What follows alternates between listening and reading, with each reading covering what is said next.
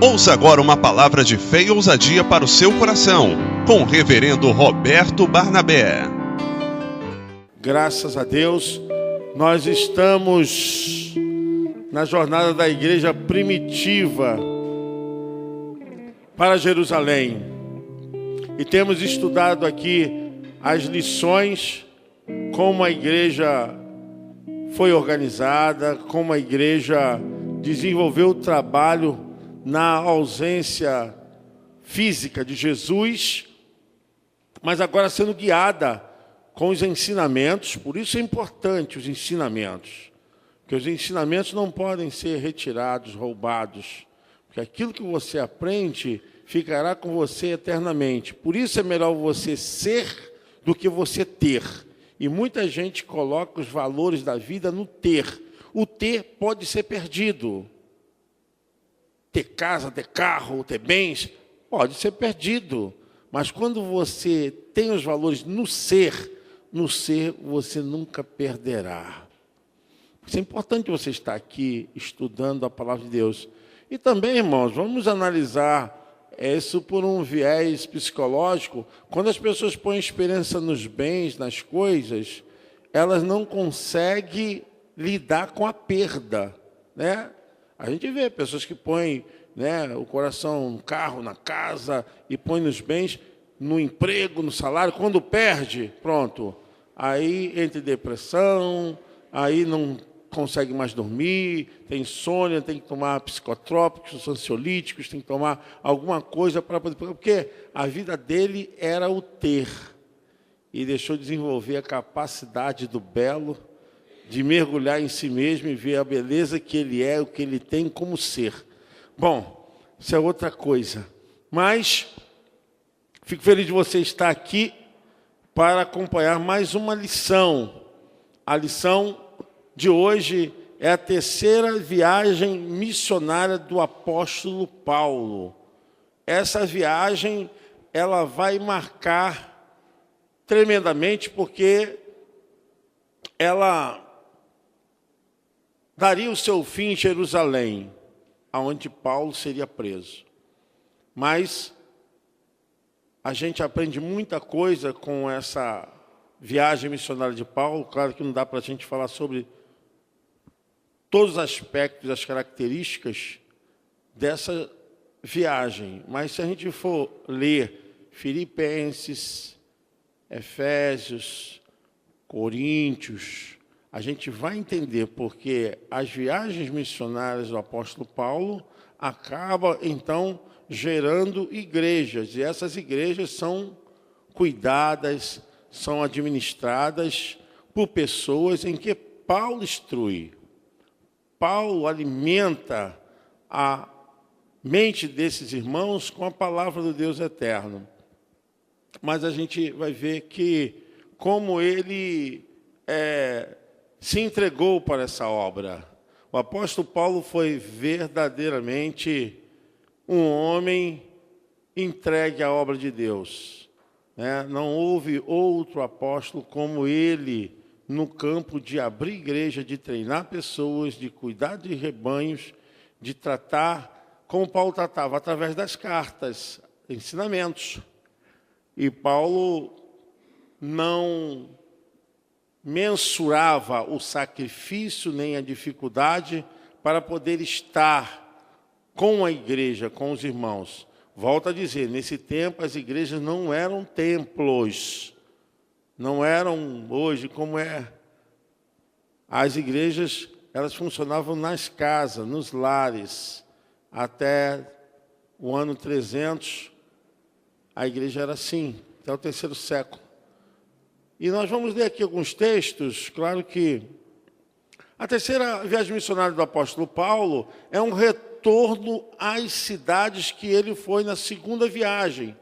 É como se fosse uma supervisão para ver como estão andando os trabalhos das igrejas. Então, o apóstolo Paulo, ele retorna a essas cidades e visita alguns irmãos e conhece também alguns outros irmãos que já estavam ali desenvolvendo um trabalho, principalmente em Éfeso, que nós temos a carta aos Efésios. Então, Paulo vai a Éfeso, onde ele fica a maior parte da sua vida, dentro da viagem missionária, né? Onde ele fica pelo menos 3 anos em Éfeso. E é uma cidade muito complicada, mas Deus não dá nada fácil. Deus não dá nada fácil, né? Ainda tem sido difícil para a igreja, tem sido difícil para o povo de Deus, mas, como foi cantado aqui, o Espírito Santo é o Consolador. Amém, irmãos? Ele nos ajuda, nos alimenta, nos sustenta, Ele nos dirige, é o Espírito Santo. Então é importante, se você ainda não tem as lições anteriores, depois você pode pegar com o pastor Júlio, tá bom? E mais à frente, acredito que mais à frente aí, já está tudo certinho, as pessoas estudarem pelo portal da igreja, né? Bom, vamos ler aqui alguns textos bíblicos.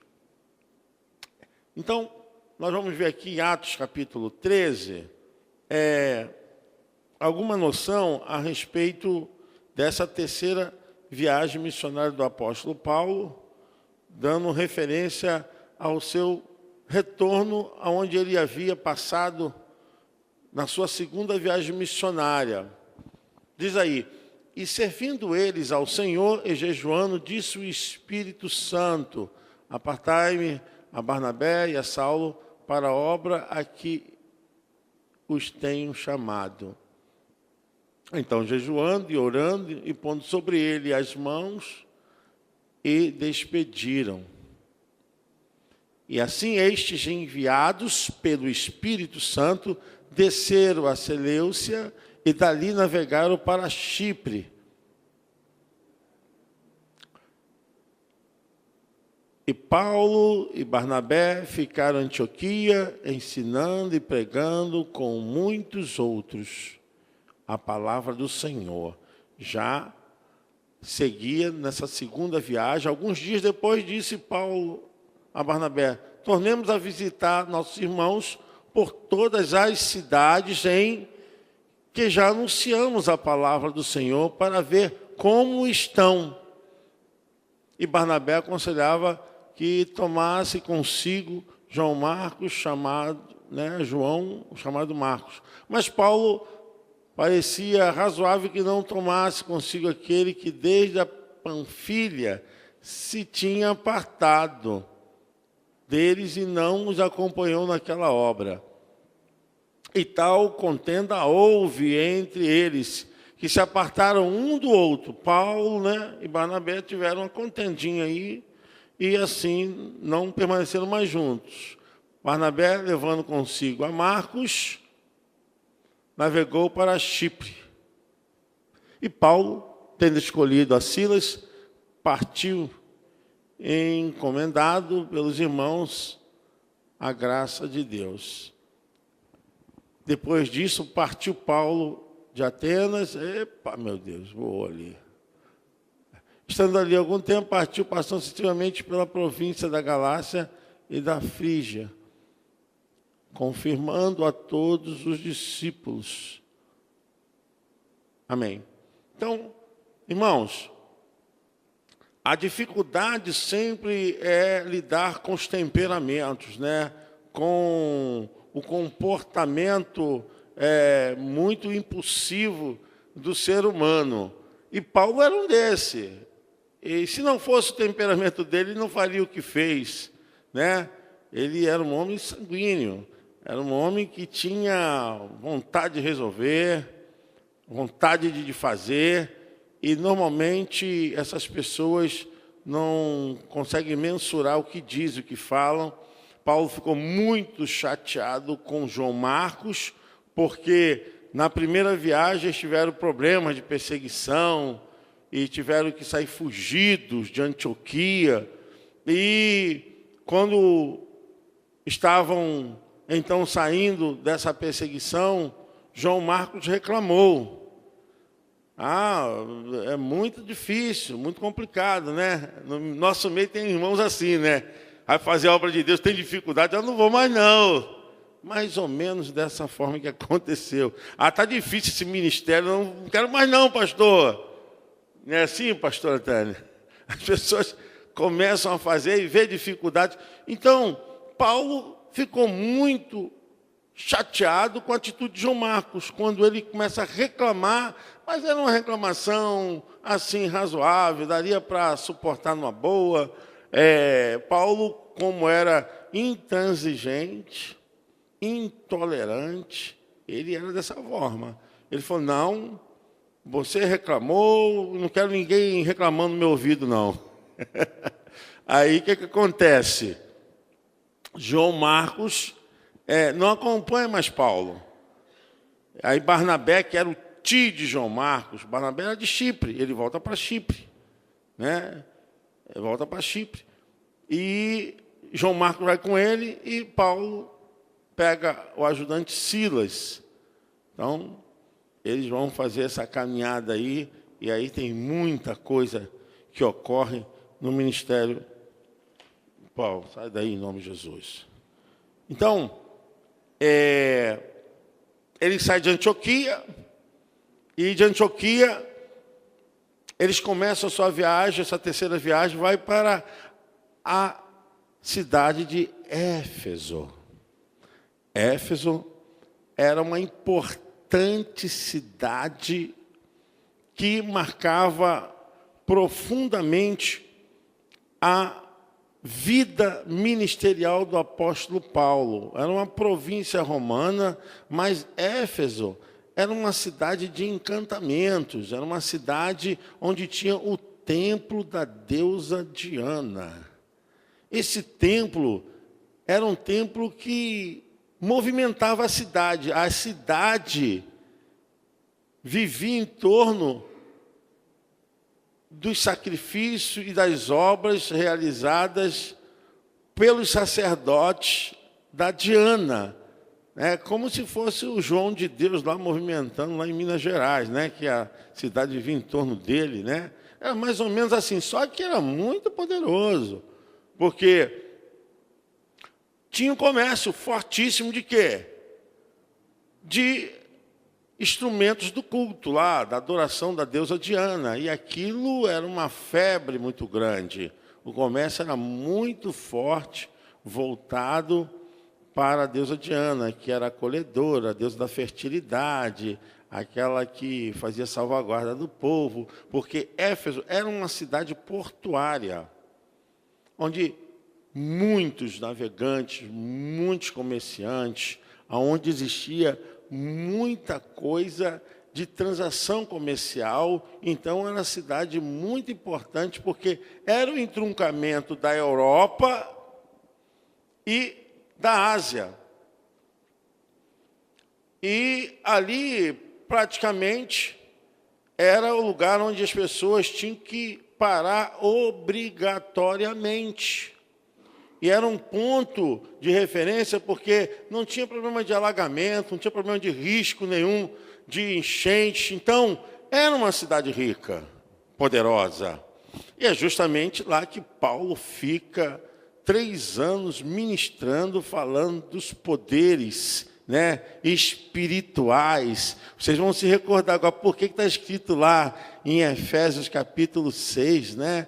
Vai falando a respeito das coisas espirituais, né? Porque não temos que lutar contra a carne e o sangue, né? Aí fala o apóstolo Paulo que as nossas armas não são carnais. Paulo estava se referindo justamente o que acontecia no mundo espiritual em Éfeso. Que Paulo fala que há poderes, né? Devia confiar no Senhor e na força do seu poder, porque Paulo sabia que existiam demônios e forças espirituais que dominavam aquela cidade. A gente conhece uma cidade aqui em São Paulo que é dominada por isso, né? Vocês sabem o que eu estou falando muito bem, que tem uma senhora lá que domina tudo, tem comércio, tem transporte de bondinho, tem vendas e tudo quanto é material religioso lá, que é um comércio. Vocês sabem o que eu estou falando, né? Eu falo da Aparecida. É mais ou menos assim. Então, o apóstolo Paulo chega nessa cidade e ali Paulo começa o trabalho. Existiam alguns irmãos ali, uns irmãos preciosos, valiosos. Também nessa cidade, o próprio, meu Deus, sai para lá. O próprio Apolo também tinha passado. O Apolo era um crente judeu da Alexandria. O Apolo era um homem estudioso, pregador, eloquente, era um homem instruído. E ele já havia passado ali, já tinham 12 seguidores nessa cidade, quando Paulo passa e sabe dos relatórios. Olha, está aí. Chegou a Éfeso um certo judeu chamado Apolo, natural de onde?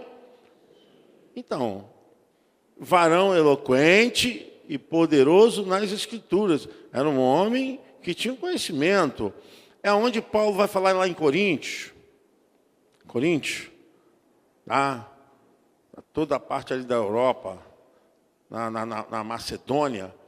Paulo vai falar a respeito de que os irmãos, uns queriam seguir quê? A Pedro, Apolo, Paulo. Vai falar, não, nada. O apóstolo Paulo diz o seguinte, Paulo semeou, a Bíblia diz que Apolo regou e o crescimento quem deu? Foi Deus. Nem o que semeia, nem o que colhe é coisa nenhuma, mas aquele que dá o crescimento. Então, não é porque você oferta, não é porque você trabalha, não é porque você está pregando, cantando, que você que está fazendo. Quem, na verdade, é reconhecido de que a obra cresça é Ele, amém? Você pode aplaudir o Senhor? É Deus. É Deus. E a cidade de Éfeso era a 7ª maravilha do mundo. Porque o seu templo era um templo que arrebatava os olhares. As pessoas ficavam encantadas. Tem muita gente que vai a igrejas aí enormes aí, né? Em São Paulo tem uma igreja lá que a réplica do templo de Salomão. O pessoal fica.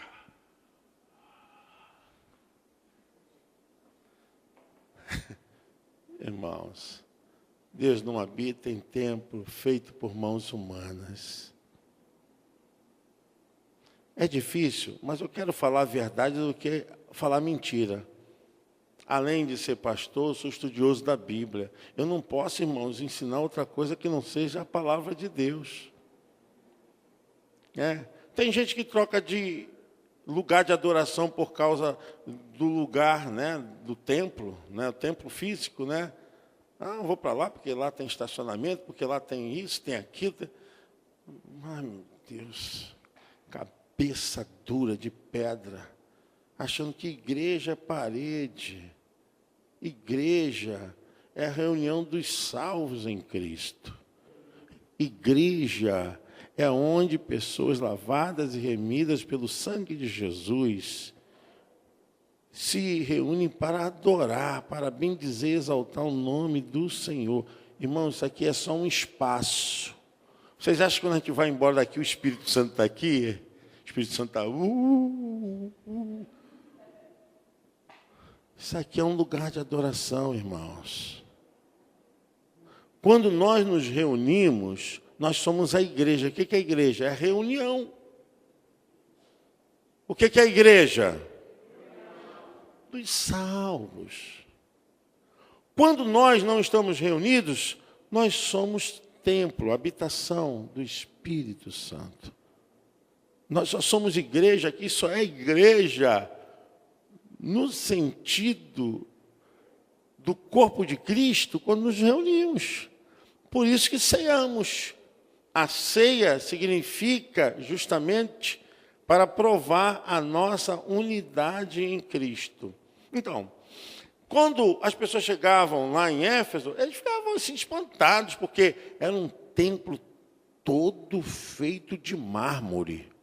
A história é muito linda pelo fato da arquitetura, apesar deles terem tido um vacilo na construção do templo de Diana, porque fizeram num terreno onde, um futuro bem longe, esse terreno cedeu e o templo de Diana afundou, né? Mas era maravilha, porque tinha botado muito peso, o mármore é muito pesado.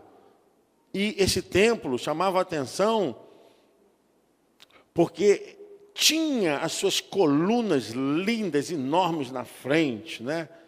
Mas só que ali atrás das colunas eles faziam oferendas à deusa Diana, né? Faziam sacrifícios à deusa Diana.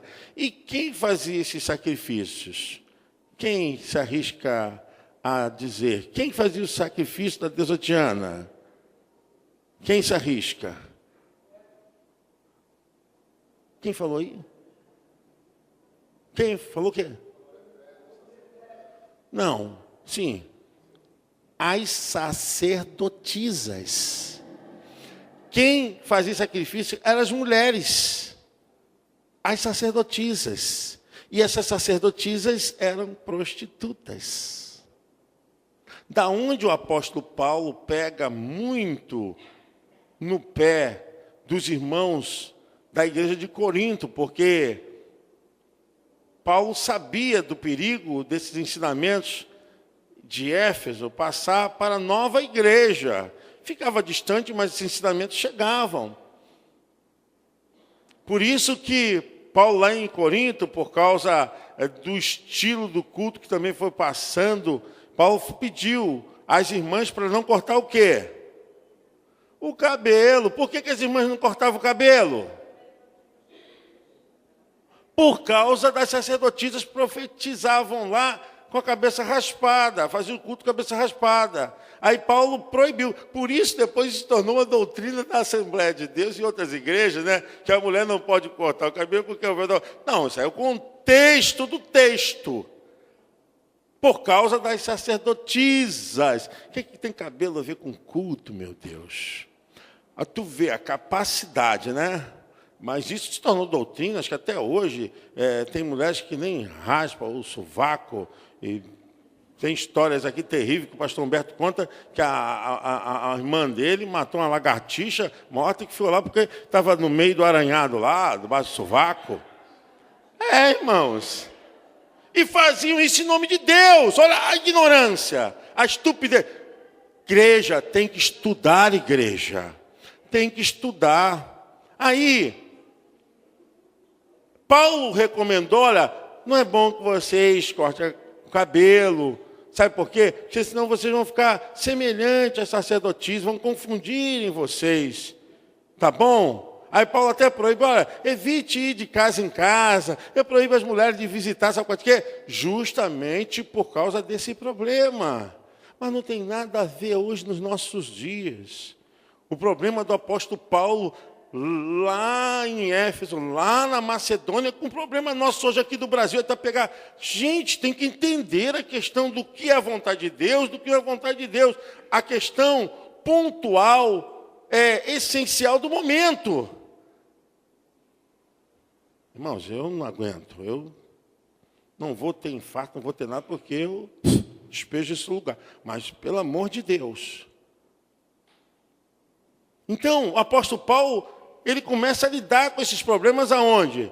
Nessas cidades aonde ele começa a visitar e cuidando da igreja, para que a igreja não se perdesse com essas coisas que no mundo espiritual estava dominando a cidade.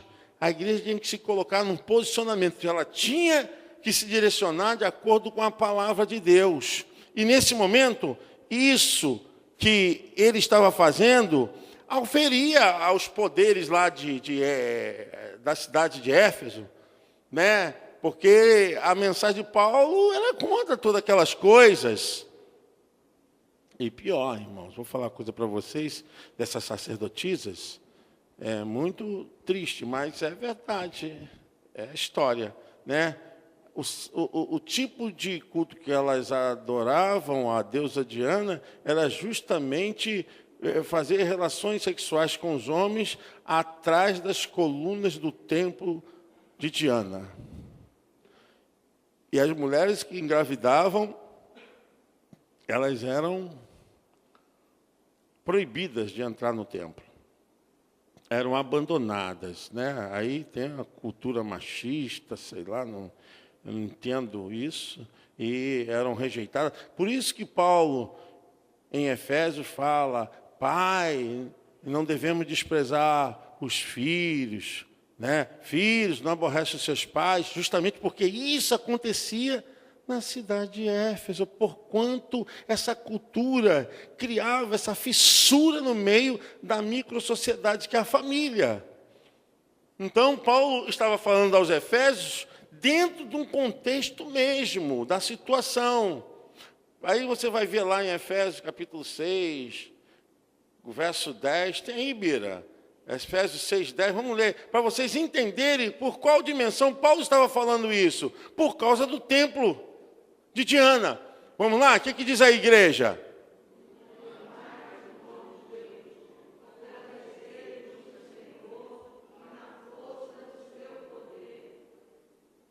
Pode passar, Bira, pode ir, pode passando aí.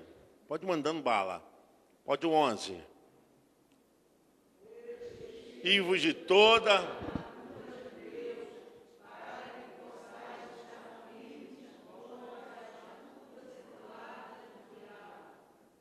Porque...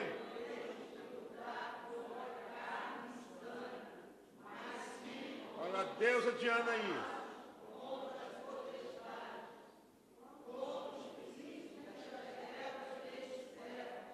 Contra as hostes espirituais da maldade, nos lugares celestiais. Portanto,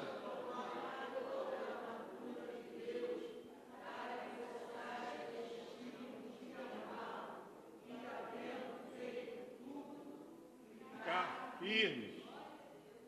Estais, pois, firmes.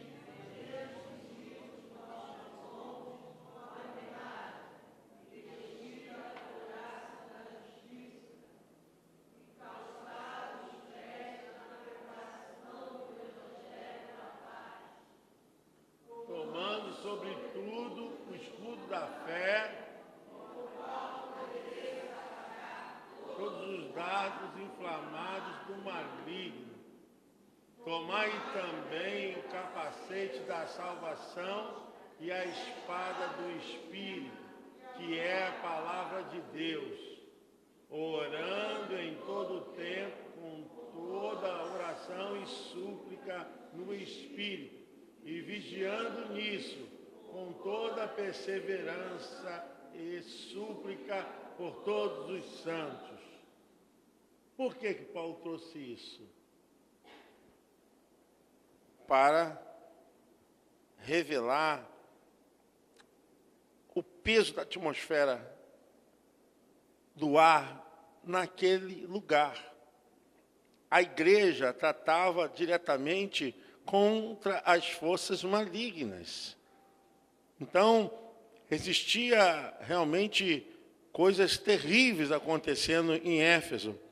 Mas, como eu disse para vocês, a importância da cidade, principal cidade da província romana, com recursos assim imensurável, uma cidade que tinha todas as culturas se atracando ali, porque era uma cidade que recebia toda a gente da Europa e da Ásia, era um ponto obrigatório, mas com isso também as influências, né, da cultura, da religião de outros povos acabava entrando na cultura daqueles moradores, e a igreja está plantada ali.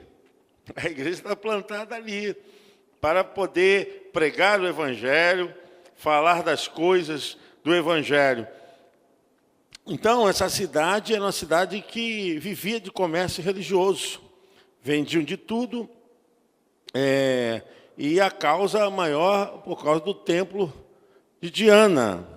O templo de Diana era uma obra de chamar a atenção e tinha as relações terríveis com o tipo de sacrifício que faziam, né? Alguns chegam a dizer que Diana também chegou a receber sacrifício humano. Isso é história. Mas eu acredito, porque o paganismo, as pessoas vão sendo tomadas por um surto psicótico, né? Eu não sei se também só tem coisa religiosa, como também não tem droga no meio, né? Porque muitas se escuta, às vezes, tem muita droga, alucinógenos, e o pessoal fica louco, né? Vê Jesus, vê tudo, e estão ali, infelizmente, com alucinação.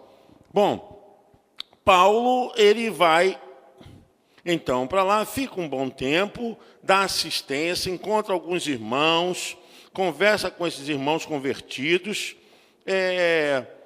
eles haviam sido batizados no batismo de João. A gente pode ler aí Atos 18, 24, Atos 18, 26. Tem uma referência relativa a esses irmãos e ao trabalho ali. Bom, chegou a Éfeso um certo judeu chamado Apolo. Foi o que nós lemos já? Então toquei, tá certo. João 19, do 1 a 7. Esses irmãos que o Paulo encontra em Éfeso, eles haviam sido batizados pelo batismo de João. É isso aí? Ok?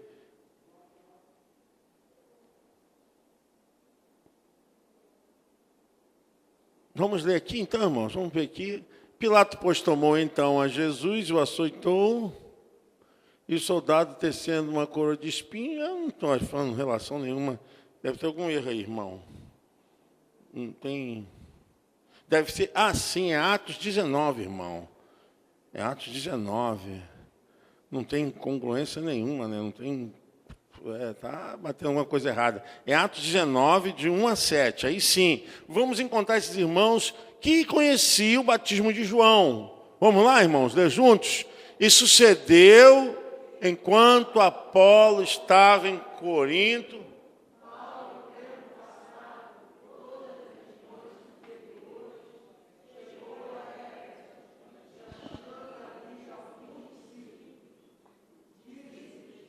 recebestes vós já o Espírito Santo quando crestes? E eles disseram-lhe, nós nem ainda ouvimos que haja Espírito Santo. Perguntou-lhes então, que sois batizados então? E eles disseram, no batismo de João.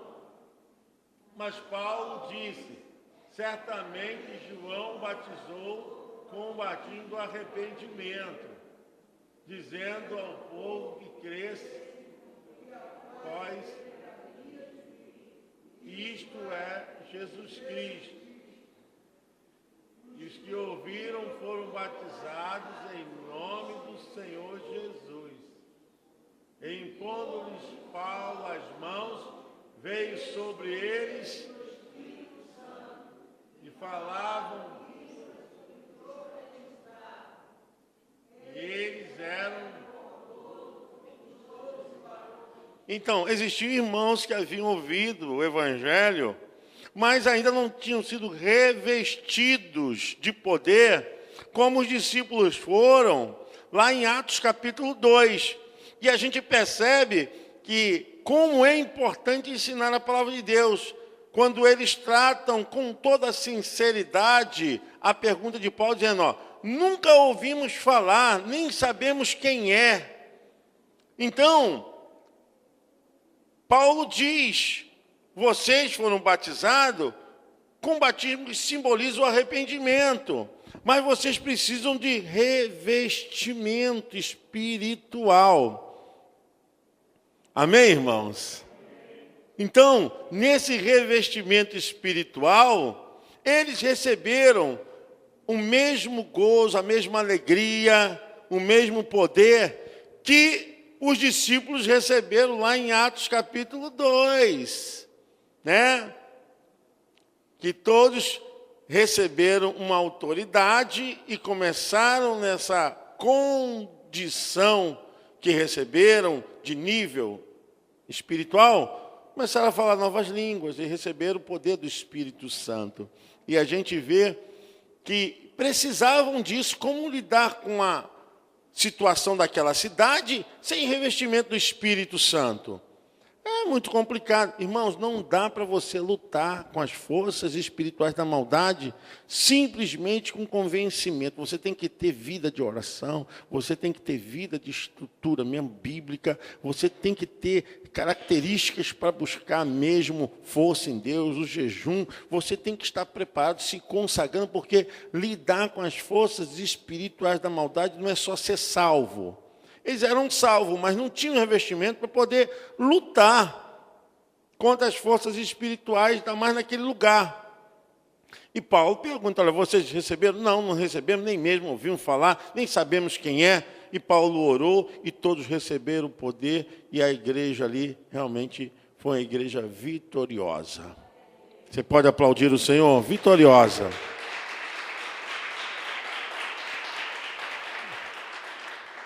Bom, saindo de Éfeso, Paulo vai para Macedônia. E Paulo vai para a cidade de Corinto, né?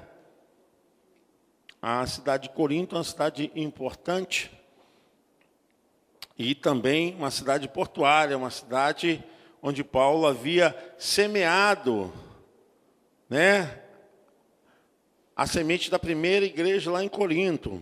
Então, Paulo vai lá para fazer a supervisão, para saber como está. E quando Paulo está em Éfeso, ele escreve a primeira carta para a igreja de Corinto, quando está em Éfeso. E a segunda carta é quando ele chega a Macedônia. A Macedônia, quando Paulo chega a Macedônia, ele escreve, onde ele passa por Filipos, onde Paulo passa por Tessalônica. Paulo, então, escreve a segunda carta aos Coríntios. Se trata, então, de que Paulo havia escrito outra carta, que, na verdade, foi perdida, porque hoje a gente tem a facilidade do smartphone, tem tudo aí, mas naquela época não, era assim. Vem cá, Vinícius, confia você. Ele tinha que confiar aquela mensagem com a vida dele. Ele tinha que entregar a mensagem na íntegra. E ele levava a responsabilidade. Então, era assim que era feito. Então, ele viajava, ele ia por caminhos difíceis, tinha que chegar lá no local, olha, dizendo, representando a mensagem da carta. Então, se trata de que a segunda carta aos Coríntios, na verdade, foi perdida. Foi perdida. Tem muita história, irmãos. Então, na verdade, a segunda carta aos Coríntios, na verdade, não é a segunda carta, é a terceira carta. É a terceira carta aos Coríntios.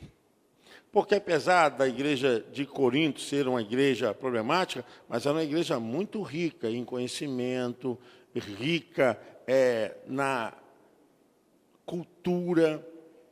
Ali existiam muitos irmãos inteligentes em Corinto. Eles eram tão inteligentes que eles disputavam, né? Por isso que Paulo falou, opa, vai comer, vai ceiar, olha, vamos esperar um ao outro, porque cada um queria fazer o que queria, né? No culto, né? Porque eles eram muito inteligentes e eram também abastardos, eram endinheirados, esses irmãos. Mas era uma igreja problemática, uma igreja carnal, né? A igreja carnal, com os problemas terríveis lá dentro, porque é assim mesmo, irmãos. A Bíblia diz que nós não somos do mundo, amém? Então, a gente sai do mundo e depois o mundo tem que sair dentro da gente, porque às vezes também no nosso meio tem irmãos que são carnais. A pessoa saiu do mundo. Agora, como é que o mundo vai sair dentro dela? Isso nós estamos fazendo aqui, com conhecimento. Saber o que o Espírito Santo quer para ela. Como Deus está conduzindo a igreja, ela tem que saber. Então, Paulo vai para a Macedônia e ali ele escreve a segunda carta aos Coríntios, que deveria ser a terceira carta aos Coríntios, e as instruções, onde ele faz defesa do seu apostolado. Você está virando até seminário, né? Eu estou falando igual professor. Ele faz defesa do seu apostolado. A segunda carta aos Coríntios, ela é todinha em defesa do seu ministério. Paulo defende. Por quê? Entraram alguns irmãos tentando falar mal de Paulo. Tentando queimar, né? Como diz aí no ditado popular, queimar o ministério de Paulo. E Paulo vem rachando mesmo a lenha. Ele vem mesmo com um machado na mão e cortando na raiz, defendendo o seu apostolado. Ele mesmo fala, olha, o Senhor Jesus Cristo que me ensinou, ele apareceu a mim. Porque alguns queriam botar dúvida a respeito se ele era apóstolo mesmo, porque ele não andou com Jesus. Ele falou, não, Jesus apareceu para mim de verdade, e foi. E quando ele se converte, Paulo fica 3 anos na Galácia, e na Galácia ele aprende com quem? Ele mesmo diz, o Espírito Santo que me ensinou. Se ele foi arrebatado, se ele teve alguma visão, se ele foi levado a um campo de experimento assim, sobrenatural, nós não sabemos. Ele mesmo diz, olha, ninguém me ensinou, quem me ensinou foi o Espírito Santo. Isso pode ver em Gálatas. Então, ele começa a defender na segunda carta, que deveria ser a terceira carta aos Coríntios, mas pela outra que se perdeu, é a segunda carta aos Coríntios. Bom, irmãos, Paulo ali, depois ele volta para Éfeso, e de Éfeso ele se despede. Ele se despede, e ali ele tem os irmãos chorando, pedindo para ele não voltar para Jerusalém, mas ele tinha que voltar para Jerusalém, era um propósito dele voltar para Jerusalém. Só quando ele volta para Jerusalém, ele está fazendo a defesa do Evangelho, pregando o Evangelho, e ele é preso em Jerusalém. Paulo é preso em Jerusalém. E ali começa o final da sua vida, quando ele de Jerusalém é transportado para Roma. Né? O pessoal coloca lá a Basílica de São Pedro em Roma, mas na verdade deveria ser a Basílica de São Paulo, que Pedro nunca teve em Roma. Quem teve foi Paulo. Então, Paulo é levado, ele é preso. Dá para colocar aí, irmão, Atos 21. O texto é grande, mas eu acho que a gente depois lê mais tranquilo, porque é muito grande esse texto, Atos 21.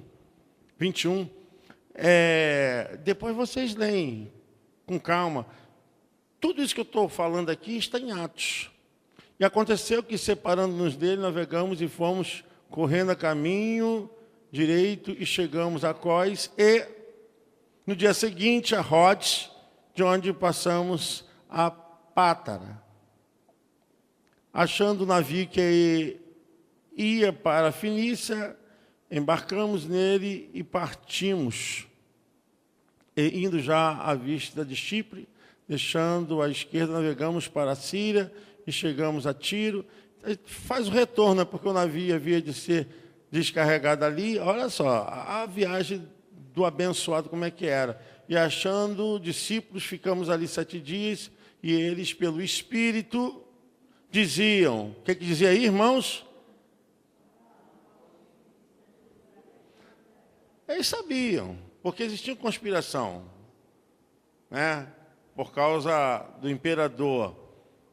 Mas vamos ver o que ele diz. E havendo passado ali aqueles dias, saímos e seguimos nosso caminho, acompanhando-nos todos, cada um com sua mulher e filhos, até fora da cidade, e posto de joelhos na praia, oramos. Então, isso é uma cena muito, assim, de despedida mesmo, despedida. Eles ficaram de joelhos, Paulo chorando, os irmãos pedindo, Paulo, não vá, não vá. E saudamos-nos uns aos outros, subimos ao navio, eles voltaram para casa. E nós, concluída a navegação de Tiro, viemos a Ptolemaida, e havendo saudado os irmãos, ficamos com eles um dia. Ele está retornando No dia seguinte, partindo dali, Paulo e nós, que com ele estávamos, chegamos a Cesareia. Cesareia se torna um ponto para ir para Jerusalém. Entrando em casa de Filipe, o evangelista, que era um dos 7, ficamos com ele. Tinha este 4 filhas, donzelas, que profetizavam, as mulheres lá era fogo, né? E, demorando-nos ali por muitos dias, chegou da Judéia um profeta por nome Ágabo. Vindo ter conosco, tomou a cinta de Paulo e, ligando-se aos seus próprios pés e mãos, disse: isto diz o Espírito Santo, assim ligarão os judeus em Jerusalém, o varão de quem é esta cinta, e o entregarão nas mãos de quem? Gentios, foi profetizado, né? E ouvindo nós isto, rogamo-lhes, tanto nós como os que eram daquele lugar, que não subisse a Jerusalém. Quer dizer, foi avisado. Mas Paulo respondeu, o que estava escrito aí, irmãos? Fazei vós chorando e magoando-me o coração. Paulo, poxa, vocês estão me deixando aqui perturbado de alma, porque eu estou pronto não só a ser ligado, mas ainda a morrer em Jerusalém pelo nome do Senhor Jesus. O cara tinha tanta convicção da sua salvação, do seu ministério. Ele falou, olha, se eu morrer é Jesus, né? Se eu viver é lucro. Se eu viver é lucro, se eu morrer estou em Cristo, e tudo é uma coisa, e tudo é para sempre para Ele, nada me impede de estar vivo ou estar morto, é a mesma coisa. E como não podíamos convencê-lo, nós aquietamos dizendo, faça-se a vontade do Senhor. Depois daqueles dias, havendo feito os nossos preparativos, subimos a Jerusalém. E foram também conosco alguns discípulos de Cesareia, levando consigo um certo Mnason, natural de Chipre, discípulo antigo, com quem havíamos de hospedar-nos. E logo que chegamos a Jerusalém, os irmãos nos receberam de muito boa vontade. No dia seguinte, Paulo entrou conosco em casa de Tiago e todos os anciãos vieram ali. Foi uma festa, todo mundo querendo saber das notícias, do acontecido. E havendo os soldados, contou-lhes minuciosamente o que por seu ministério Deus fizera entre os gentios. Tremendo, né? E ouvindo eles, glorificaram ao Senhor e disseram-lhe, bem vês, irmão, quantos milhares de judeus há que creem, e todos são zelosos da lei. E já acerca de ti foram informados de que ensinas todos os judeus que estão entre os gentios a apartarem-se de Moisés, dizendo que não deve circuncidar os filhos. Olha, isso foi um problema muito sério, né? Que alguns ainda estavam voltados ainda para a lei de Moisés, no ministério da graça, mas ensinavam ainda a guardar a tradição, a circuncisão, a guarda do sábado. E Paulo, ele desce a lenha nessa turma aí, esse pessoal que quer ficar com a velha aliança dentro do novo procedimento de fé. Paulo, ele fala duro aí, nem andar segundo o costume da lei. Que faremos, pois? Em todo caso é necessário que a multidão se ajunte, porque terão ouvido que já és vindo. Então, o pessoal queria saber. Fazer, pois, isto que te dissemos. Temos 4 varões que fizeram voto. Olha aí. Toma este contigo e santifica-te com eles, e faze por eles e os gastos para que raspem a cabeça, né? Já era uma forma de seguir o Purim. E todos ficaram sabendo que nada há daquilo de que foram informados acerca de ti, mas que também tu mesmo andas guardando a lei. Todavia, quanto aos que creem dos gentios, já nós havemos escrito, achado por bem que nada disto observem. Então, mas que só se guardem do que se sacrifica aos ídolos, né? Paulo fala, foge dessas coisas, e do sangue, e do sufocado, e da prostituição.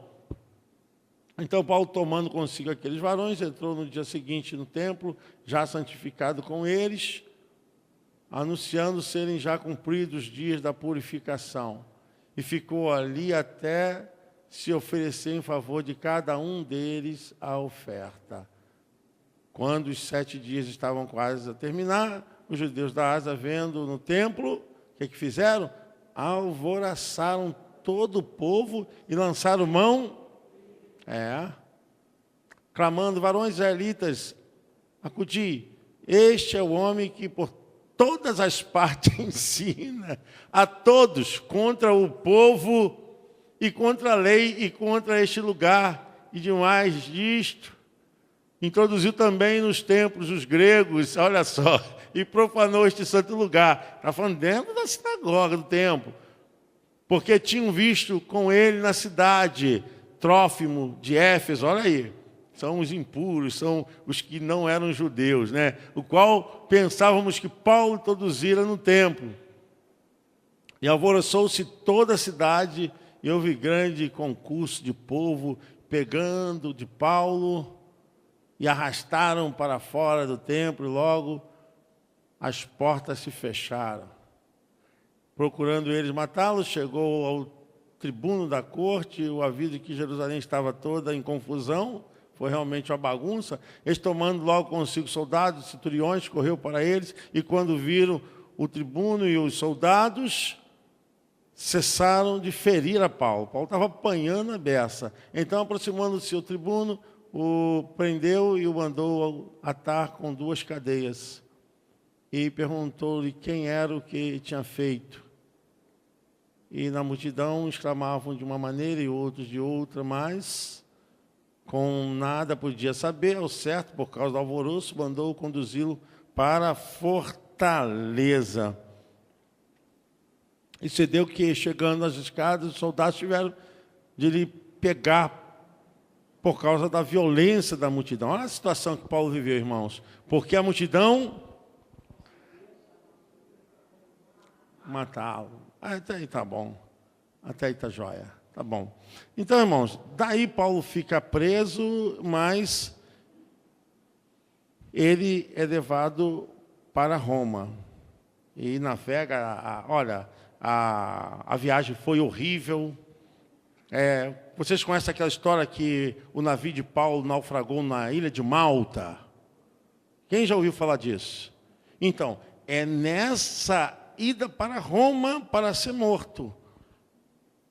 Tá? Ele não é morto imediatamente em Roma, mas ele fica numa casa que é alugada, mas com a guarda, né, pretoriana, soldados romanos.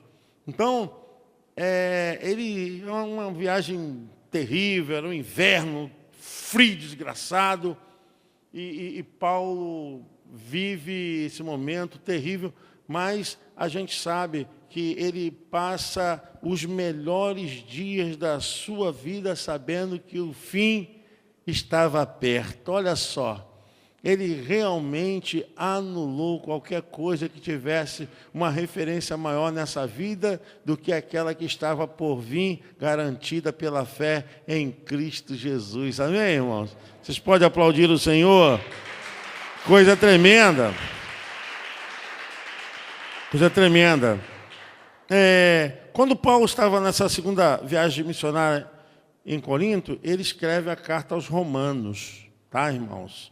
Antes dele voltar para Cesareia, para Jerusalém, se despedir dos irmãos lá em Troade, na praia, ele tá. Então, ele é preso em Jerusalém, vai para Roma para apelar para César, e se torna um prisioneiro romano. E lá de Roma, na capital, Paulo escreveu as seguintes cartas, né? Aos Efésios, Colossenses, Filemão e Filipenses. Aonde Paulo também ele termina a sua carta a Timóteo, onde é aquela carta de despedida dramática, né? Que ele diz: olha, Timóteo, meu filho na fé, continue na perseverança, cuidando do rebanho de Deus, eu já estou perto para ser entregue nas mãos dos salteadores. E ele fala aquela frase, aquela coisa linda, né? Combati um bom combate, acabei a carreira, guardei a fé. O que está me proposto agora é a coroa da justiça, que o justo juiz me dará naquele dia. Tremendo, tremendo. Era uma série de decapitação de pessoas que tinham crimes contra o imperador, contra a fé judaica, eram tudo levados lá, porque os judeus em si não podiam condenar ninguém. Quem, na verdade, condenava eram os poderes de Roma, os poderes, nesse caso, civil. Não eram os fariseus, saduceus, os sacerdotes, né? Melhor. Então, Paulo estava ali esperando. E era o ano 64 depois de Cristo. E ele escreve a Timóteo a sua segunda carta, falando a respeito do que havia de acontecer, mas ele estava consciente da sua segurança em Cristo, né? A sua fé. E Paulo, ele se despede, e era a despedida também do ministério apostólico, porque em Paulo se encerrou, os apóstolos haviam todos morridos. Acabou, depois de Paulo, né? Porque, nesse caso, João, ele morreu aonde, irmãos? João morreu preso. Estava na ilha de Pátimos, na Ásia Menor. Então, acabou, se encerrou. O que continua depois dos apóstolos são os pós-apóstolos, os chamados pais da fé. É que dão continuidade. Mas esses não viram Jesus. Esses não tiveram contato quanto aqueles que andaram com Jesus, né? Porque a evidência da mensagem é muito maior, né, irmãos? Uma coisa eu vi, eu andei. Outra coisa é falar, não, eu estive com quem andou, com quem viveu. Mas mesmo assim, a fé foi protegida, foi guardada. A fé, ela não diminuiu, hein? Pelo contrário, com os pais da fé, houve defesa da fé. Não vem pensar que, e aí, então, não. Pelo contrário, o evangelho cresceu mais ainda. A gente vê situações ali muito tremendas, quando a gente vai estudar sobre os martírios por amor a Cristo, depois ali entrando já no 2º século, irmãos que não faziam questão de suas próprias vidas. Gente que se entregava mesmo por causa da obra. Quando você vai ver Irineu, o caso de Irineu, tremendo, né? Que forçaram ele negar. Ele falou, como eu posso negar? Ele já estava já há mais de 60 anos vivendo na palavra. Por aquele que tem se experienciado comigo durante 60 anos, não posso negar. E a história diz que Irineu foi morto pelo fogo, porque o fogo, na verdade, não queimava ele. Se vocês quiserem essa história, só poder botar é Google que aparece tudo, né? O caso de Irineu, o mártir. O fogo não queimava ele. Aí tiveram que espetar com a lança, porque o cara não morria, não queimava. Meu Deus! Eu espero que você cresça na fé, tá? Todos esses ensinamentos para você andar na palavra de Deus. Se você puder, pegue Atos dos Apóstolos, comece a fazer uma série de leitura. Leia, você vai entender e vai te ajudar. Se você ler Atos dos Apóstolos, você vai entender as cartas, porque todas as cartas de Paulo estão ligadas aos Atos dos Apóstolos, estão ligadas ali a seu exercício ministerial. Então é importante que a pessoa às vezes lê só as cartas, mas não lê Atos. E Atos que é o teor. As cartas são canais de Atos. Quando você lê Atos dos Apóstolos, você pode entender o que acontece naquele canalzinho que são as atas, as cartas. Então, é ali que vai fazer você crescer. Se você só ler só as cartas, você vai entender, mas você não vai compreender a causa das cartas. A causa está em Atos dos Apóstolos. Tá? Ali que é importante você ler. Você entender a Bíblia, entender a importância de você permanecer na fé, no amor e na esperança, por amor de Cristo Jesus. Amém? Nós vamos orar, irmãos. Deus abençoe. Nós estamos encerrando essa série da jornada da igreja primitiva a Jerusalém e vamos trazer novidades para vocês. Todo domingo, estudo bíblico. Estudo bíblico. Na verdade, o meu sonho é fazer desse período uma escola de sabedoria bíblica. Amém, irmãos? Fazer desse momento, que é o momento da escola dominical, né? A escola de sabedoria bíblica, para a gente entender, estudar tranquilamente, como temos feito aqui. Tranquilo, sem correria, assim, numa linguagem fácil, que vocês entendam. Não tento aqui buscar palavras rebuscadas, mas uma palavra fácil para vocês entenderem e manter a fé. Senhor Deus e Pai, nós pedimos a Tua bênção, pedimos, Senhor, a Tua cobertura, os Teus cuidados. Muito obrigado por essa igreja, por esses irmãos, Senhor, aqui nessa manhã. É um número expressivo. Deus abençoe vocês, irmãos, suas famílias, e esse desejo de conhecerem mais a Jesus, estarem aqui nessa jornada da igreja primitiva. Deus abençoe. Senhor, oro especialmente por todas as mamães. Pai bendito, aquela que tem carregado, Senhor Deus, a bênção de gerar uma vida dentro do seu ser, coisa tão especial, maravilhosa. Pai, recompense cada mamãe, o carinho que elas têm entregue aos seus filhos, a preocupação de educar, a preocupação, Senhor Deus, de cuidar. Senhor, abençoe cada mamãe. Eu sei que hoje é um dia de homenagear, mas, Pai bendito, essas mulheres são especiais todos os dias.